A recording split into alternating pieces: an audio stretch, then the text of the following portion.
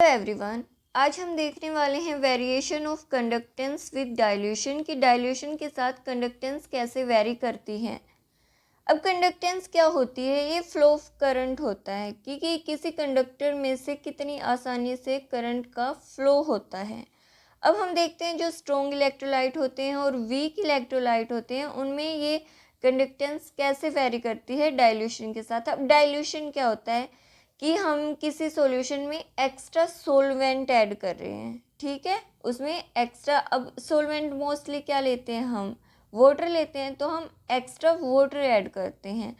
अब देखो strong electrolyte क्या होता है। स्ट्रॉन्ग इलेक्ट्रोलाइट वो होता है जो सॉल्यूशन में ऑलमोस्ट कम्प्लीटली डिसोशिएट हो जाए कि 100% डिसोशिएशन नहीं होता लेकिन लगभग उसके आसपास ही हो जाता है। ओके, अब देखो हमने स्ट्रॉन्ग इलेक्ट्रोलाइट का सॉल्यूशन लिया, हमने ये स्ट्रॉन्ग इलेक्ट्रोलाइट का सॉल्यूशन लिया, ठीक है, NaCl। अब इसमें डाइल्यूट मतलब हम एक्स्ट्रा वाटर ऐड करते हैं तो क्या होता है। अब इसमें देखो क्या डिफरेंस आएगा और क्या नहीं आएगा। जो नंबर ऑफ आयंस हैं वो तो सेम ही रहेंगे क्योंकि जो स्ट्रॉन्ग इलेक्ट्रोलाइट है उसका मोस्टली कम्प्लीटली डिसोशिएट होते हैं वो। लेकिन क्या फ़र्क होगा, यहाँ पर इनके पास जो स्पेस था वो कम है और यहाँ पर इनके पास ज़्यादा स्पेस हो गया।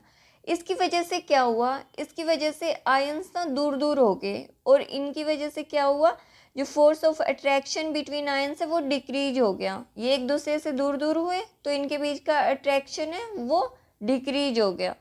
अब इसकी वजह से क्या हो गया, स्पीड इंक्रीज होगी, ठीक है, क्या हुआ, स्पीड इंक्रीज होगी। और अगर स्पीड इंक्रीज हुई तो कंडक्टेंस भी इंक्रीज हो गई। क्यों?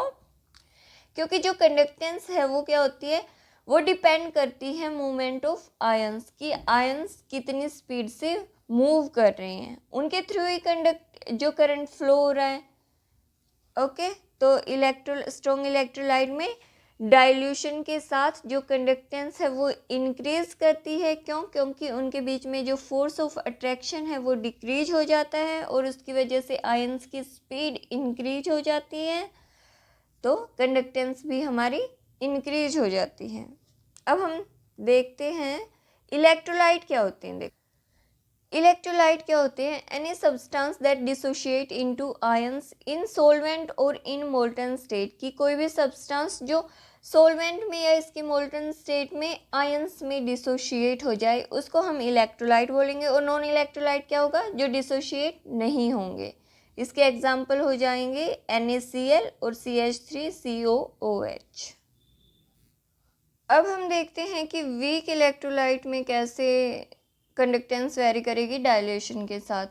अब वीक इलेक्ट्रोलाइट क्या होते हैं, देखो इनकी जो डिग्री ऑफ डिसोसिएशन होती है वो लो होती है। अब इसका मतलब क्या है कि जो ये सॉल्यूशन में कम्प्लीटली आयनाइज नहीं होते, ये कम अमाउंट में आयनाइज होंगे जब इनके सॉल्यूशन में, ठीक है।